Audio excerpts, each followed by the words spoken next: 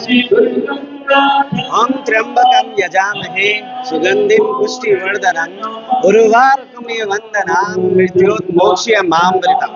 प्रणाम, नमस्कार, मैं अंकित गहलोत। आप सभी इस वक्त देख रहे हैं लोकार्पण। सावन का दूसरा सोमवार है और सावन के दूसरे सोमवार में एक बार फिर से लोकार्पण आपको एक लाइव एक्सक्लूसिव के साथ यहाँ पे मौजूद है और दिखाना चाहता है कि अगर किस तरीके से हमारे भारतीय संस्कृति और हमारे उत्तराखंड या फिर हमारे पूरे देवभूमि में किस तरीके से बाबा भोलेनाथ को याद किया जाता है। लगातार आप मंत्रों के उच्चारणों को यहाँ पे सुनते हुए नजर आ रहे होंगे।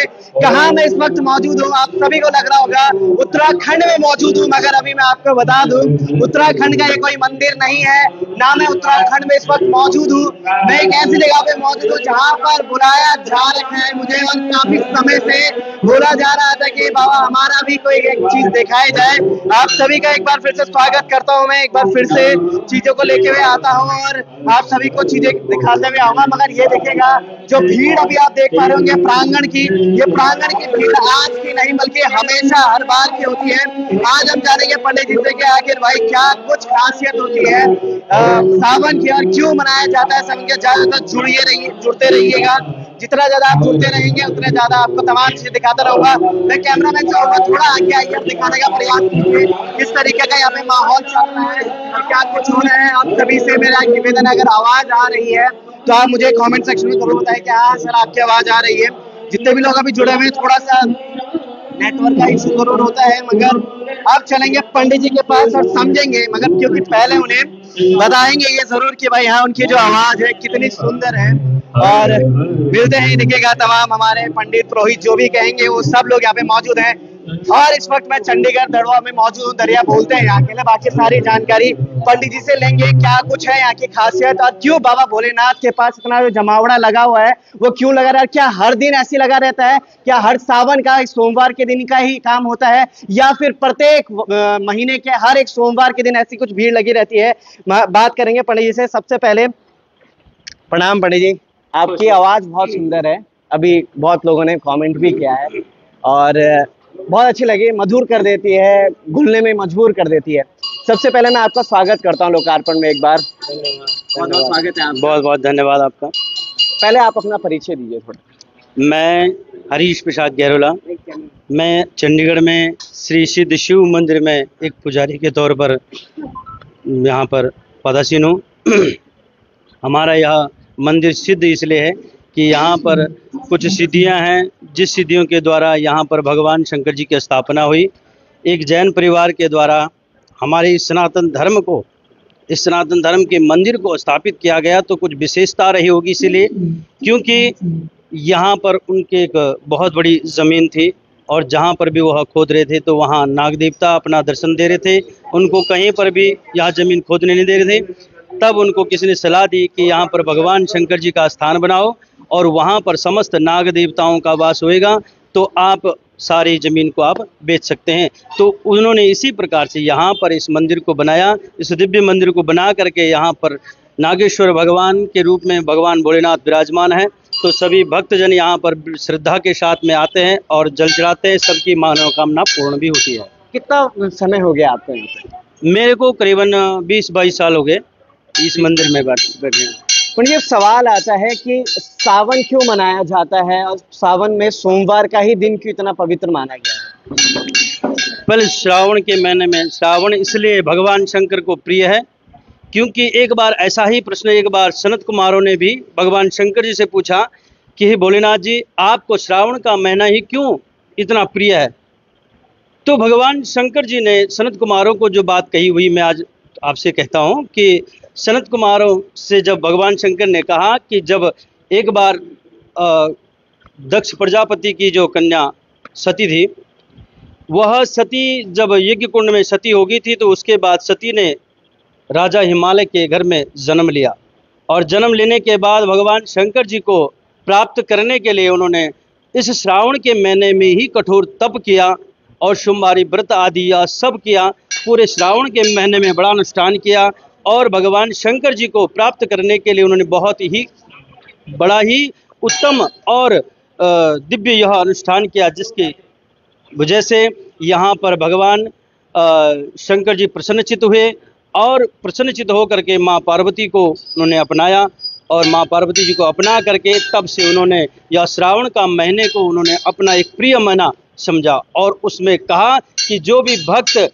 माँ पार्वती की तरह मेरी जो पूजा है श्रावण के महीने में अनुष्ठान करेंगे, बड़े बड़े अनुष्ठान करेंगे, यज्ञ करेंगे, तप करेंगे, जप करेंगे, दान पुण्य करेंगे और मेरा पूजन करेंगे, तो मैं उन पर हमेशा प्रसन्नचित्त रहूंगा। जिस प्रकार से मैं देवी पार्वती पे प्रसन्न हुआ, उसी प्रकार से मैं अपने सभी भक्तों पर प्रसन्नचित्त रहूंगा।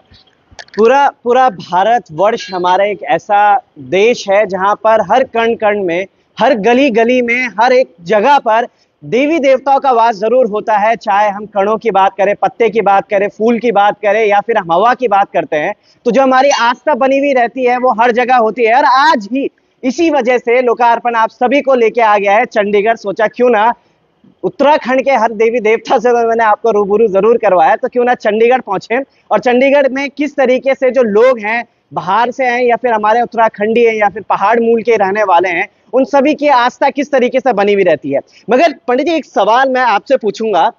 कथाएं सुनी है हमने काफी कि सावन का महीना इसलिए भी मनाया जाता है सोमवार के दिन की, जब बाबा भोलेनाथ ने हलाहल पिया था तो उनको काफी ज्यादा तकलीफ हुई थी, तो इस वजह से उन्होंने 60 वर्ष तक ऋषिकेश के नीलकंठ मंदिर के समक्ष वहां पे उन्होंने तपस्या की थी और उसके बाद उनका मंदिर बनाया गया था। इस कहानी में क्या कुछ है सच्चाई, जैसे अभी पंडित जी ने बताया, तो आप क्या कहेंगे इस बारे में? सर्वप्रथम तो हम आपका लोकार्पण टीवी का चंडीगढ़ की इस धरती में बहुत बहुत स्वागत करते हैं। आप ऋषिकेश से, देवभूमि से हमारे इस चंडीगढ़ की धरती में आए, आपका बहुत बहुत स्वागत। और आपके चैनल का हम बहुत बहुत धन्यवाद और स्वागत हम चंडीगढ़ में करते हैं। आप लोगों को भी इस पुण्य पवित्र श्रावण मास की बहुत बहुत शुभकामनाएं। मैं नीरज कांडपाल उत्तराखंड से ही हूँ, रुद्रप्रयाग भगवान केदारनाथ के क्षेत्र से, और हम भी यहाँ पर कार्यरत हैं। पंडित जी हमारे मित्र हैं और हम यहाँ पर विधिवत पाठ पूजा का काम करते हैं। तो आप कह रहे हैं कि श्रावण मास का महात्म्य आप जानना चाहते हैं, तो हमारे पंडित जी ने आपको श्रावण का महात्म्य आपको सुनाया। स्कंद पुराण में ये कथा आई है जो इन्होंने आपको सुनाई है, और 18 पुराणों में जो सबसे श्रेष्ठ और सबसे बड़ा पुराण है वो स्कंद पुराण है। और वो स्कंद पुराण भगवान खड़मुख के मुंह से निश्रित हुआ है। भगवान स्कंद ही इस कथा को सुनाते हैं। भगवान शंकर के जो ज्येष्ठ पुत्र हैं वो इस स्कंद पुराण की कथा को सुनाते हैं, और भगवान शंकर इस कथा को माँ भगवती पार्वती को सुनाते हैं। और माँ भगवती पार्वती ने इस महीने में भगवान शंकर का उत्तम व्रत करके भगवान शंकर को पति रूप में पाया है। और आप कह रहे हैं कि ये कथा भी हमारे पुराणों से ही उद्धृत है, और यह शिव पुराण से यह कथा है जो आप ये नीलकंठ का प्रसंग कह रहे हैं, तो ये शिव पुराण से यह कथा उद्धृत है। और देखिए, इस भगवान शंकर हमारे ऐसे देवता हैं जो एक लोटा जल से ही प्रसन्न हो जाते हैं। भगवान भोलेनाथ भोले हैं इस वजह से। तो देखिए, अलंकार प्रिय कृष्ण जलधारा प्रिय श्रीव नमस्कार प्रिय भानो ब्राह्मण मोदक प्रिय, ये एक श्लोक बहुत प्रचलित है। तो भगवान शंकर मात्र जो है ना एक लोटा जल चढ़ाने से ही प्रसन्न हो जाते हैं। और हमारे जितने ये भक्त लोग भगवान शंकर की इस भक्ति में लीन हैं, प्रातः काल से ही आप लेट आए हैं। प्रातः काल से यहाँ भक्तों का जन सैलाब उमड़ा हुआ है, उन भक्तों को कंट्रोल करना बहुत मुश्किल हो रहा है। आप अब थोड़ी भीड़ अब थोड़ी कम हो गई है, सुबह बहुत भीड़ थी। तो यहाँ भगवान के इतने भक्त हैं कि सोमवार ही नहीं, ये पूरा महीना ही यहाँ खचाखच भक्तों की भीड़ लगी रहती है। और भगवान शंकर में लोगों की अटूट श्रद्धा और विश्वास है। और यह जो हमारा सिद्ध शिव मंदिर है, यह साक्षात सिद्ध ही है, जो इसका नाम है सिद्ध। यहाँ पर जो आता है, जिस मनोकामना को लेकर के आता है, उसकी वह मनोकामनाएं पूर्ण होती हैं। हमारे जो पंडित जी यहाँ पर कई वर्षों से कार्यरत हैं, भगवान की सेवा में अनवरत लगे हुए हैं, उनके ऐसे ऐसे भक्त हैं जो काशी विश्वनाथ से साक्षात भगवान भूत भावन का जो क्षेत्र है वहां से यहाँ आते हैं भगवान शंकर के चरणों में, और उनकी मनोकामनाएं भगवान हमारे सिद्ध शिव मंदिर के जो भगवान शंकर हैं उनकी मनोकामनाएं पूर्ण करते हैं। ये हमारे पंडित जी ने हमको कई भक्त हैं ऐसे जिनकी मनोकामनाओं को भगवान शंकर ने पूर्ण किया है। यहाँ की कई कथाएं हैं कई हमने साक्षात दर्शन भी किए, साक्षात माँ भगवती भी यहाँ पर आई हुई है। ये चीज मैंने, हाँ, ये सुनी थी मैंने काफी समय पहले, पंडित जी ने ही मुझे ये चीज बताई थी, बहुत समय से जुड़े हुए मेरे साथ।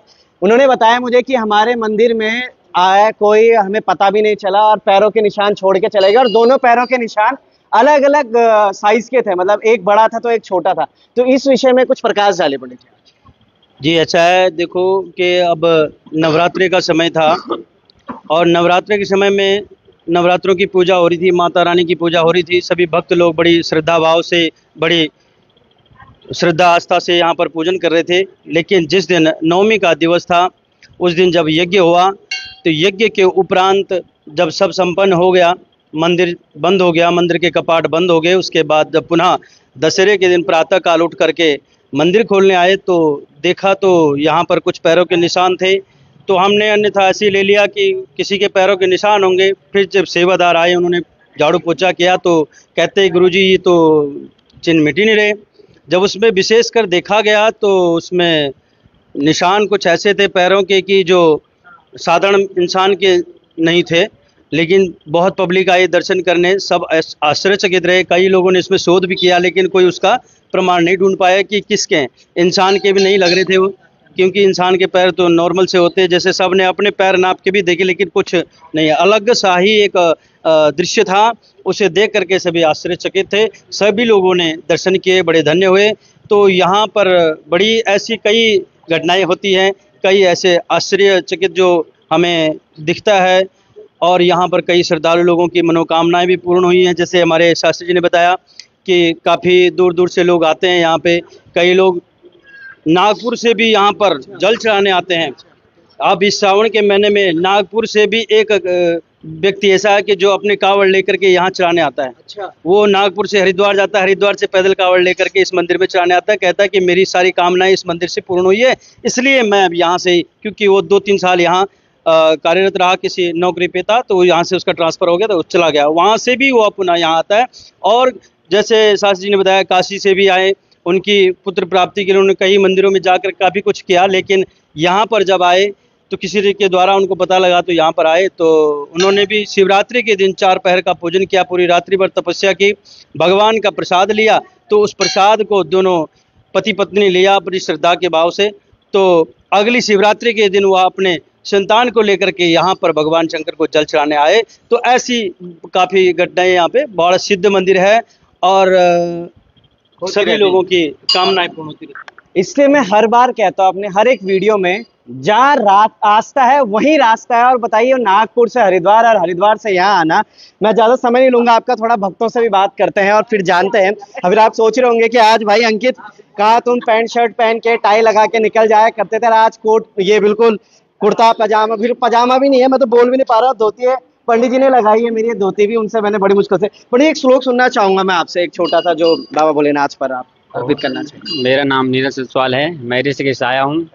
ओम वंदे देव उमापतिम सुरगुरुम वंदे जगत कारणम वंदे पन्नकभूषणम मृगधरम वंदे पशो नामते वंदे सूर्यशशांकवह्निनयनं वंदे मुकुंद प्रिया वंदे भक्तजनाश्रयं च वरदा वंदे शिवां शंकरं महा। बहुत सुंदर, बहुत आपकी बहुत प्यारी आवाज है। अब चलते हैं, थोड़ा बहुत बात करेंगे। सर आपसे बात करूंगा। नमस्कार, क्या नाम है आपका? मेरा नाम अनुसुया प्रसाद वशिष्ठ है। मैं आपके चैनल लोकार्पण का बहुत बहुत स्वागत करता हूं। मैं ना तो भक्ता हूं ना प्रभक्ता हूं, लेकिन जब से मैं इस मंदिर में आया हूं, सबसे पहले इस मंदिर का जीर्णोद्वार पंडित हरीश प्रसाद गरोला जी ने किया। उसके बाद यहाँ मूर्ति प्रतिष्ठाएं हुई, भगवान सभी की मूर्तियाँ हैं। कोई त्योहार, कोई हमारा सनातन धर्म का ऐसा कार्यक्रम नहीं है जो कि इस मंदिर में नहीं मनाया जाता। और हर कार्यक्रम को यहाँ पर मंदिर में बढ़ चढ़ के बड़ी श्रद्धा के साथ मनाया जाता है। रामनवमी का हमारा त्यौहार बहुत प्रसिद्ध है, जन्माष्टमी आने वाली है, उसका हमारा त्यौहार बहुत प्रसिद्ध है। उसके बाद समय समय पर त्यौहार होते रहते हैं। इसलिए मैं तो भगवान से यही प्रार्थना करता हूँ कि पंडित जी को दीर्घायु दें और ये हमें अपना मार्गदर्शन देते रहें। इसके साथ धन्यवाद। चलिए बहुत बहुत धन्यवाद। अब दर्शन करवाते हैं आपको बाबा भोलेनाथ के। मेरे तो चला भी नहीं जा रहा है, कैसे पंडित जी लोग चलते हैं, मैं 2 बार फंस भी गया इसमें। थोड़ा मुझे जगह दीजिएगा थोड़ा सा। ये देखिएगा जमावड़ा बहुत है। मैं अब अंदर जाना नहीं चाहता, किसी की आस्था पर ठेस नहीं पहुंचाना चाहता हूँ, हर कोई लगा हुआ है, मगर थोड़ा सा मुझे लगता है कि आप लोगों को भी आशीर्वाद मिले बाबा भोलेनाथ के। मैं कैमरामैन को बोलूंगा जरा दिखाइए कितने सुंदर और कितने प्यारे लग रहे हैं। सच में भोलेनाथ है हमारे, इतने भोले भाले हैं कि उनके ऊपर इतनी बेल पत्री इतनी सब कुछ चढ़ रहा है, मगर फिर भी विराजित यहाँ पे बैठे हुए हैं। ये देख सकते हैं आप कितना सुंदर यहाँ पे लग रहा है। और आप सभी का मैं एक बार फिर से स्वागत करता हूँ इस लाइव सेशन में। जुड़े रहिएगा, शेयर कीजिएगा तमाम चीज़ें। कोई दूध चढ़ा रहा है तो कोई जल चढ़ा रहा है तो कोई साफ सफाई भी करता हूँ यहाँ पे मुझे नजर आ रहा है। दीपक जले हुए हैं और ये पूरा दरबार है बाबा भोलेनाथ का। साथ में वहाँ पे राधा कृष्ण जी भी हैं, लक्ष्मी नारायण जी भी हैं, दुर्गा माता भी हैं, राम दरबार भी है, शिव पार्वती भी यहाँ पे मौजूद हैं, और साथ में अगर बोलो मनसा देवी यहाँ पे, हनुमान जी यहाँ पर हैं, और गणेश जी जिनका सबसे पहले आह्वान होता है उन्हीं को सबसे पहले यहाँ पे विराजित किया गया। और इस प्रांगण को यहाँ से दिखाने का प्रयास करूंगा मैं पूरा। तो आप देख पा रहे होंगे कि हर एक जगह पे व्यक्ति ही आपको देखने को मिलेंगे। तो ये जो आस्था से सराबोर हमारी जो पृथ्वी है, आस्था से सराबोर हमारी जो ये धरती है, और आस्था से सराबोर जो हम लोग हैं और हमारे अंदर की जो आस्था है वो हमें खींच लेके आती है हर उस जगह पर, हर उस क्षेत्र पर जहाँ कहीं ना कहीं भगवान भोलेनाथ हो या फिर अन्य किसी भी देवी देवता का यहाँ पर अगर बातें की जाती हैं तो वहाँ पे जरूर पहुंचा जाता है। मैं थोड़ा नीचे चला जाता हूँ, वहां से करता हूँ। ये देखिएगा हर कोई लीन है अपनी भक्ति में, हर कोई अटूट इस परंपरा को बनाता हुआ, इन चीजों को बनाता हुआ। आप सब भी जुड़े रहिएगा क्योंकि आज शाम की भी मैं जो आरती आपको दिखाने वाला हूँ, मुझे लगता है अगर आप ऋषिकेश, जोशीमठ, कर्णप्रयाग, देवप्रयाग, उत्तराखंड के 13 जिलों में से किसी भी विधानसभा से आते हैं तो आपका मन अगर प्रफुल्लित नहीं हुआ तो फिर मेरा नाम बदल दीजिए, मेरा चैनल देखना छोड़ दीजिए, क्योंकि आज शाम की आरती में आपको दिखाने वाला क्या कुछ यहाँ पे होने वाला है। फिर उनकी आवाज सुनिएगा एक बार फिर से। नमः शिवाय, नमः शिवाय, नमः शिवाय, हर हर भोले नमः शिवाय, नमः शिवाय, नमः शिवाय, हर हर भोले नमः शिवाय। जटाधराय शिव जटाधराय, हर हर भोले नमः शिवाय। नमस्कार, बहुत धन्यवाद। जुड़े रहिएगा लोकार्पण के साथ, जल्द मिलते हैं।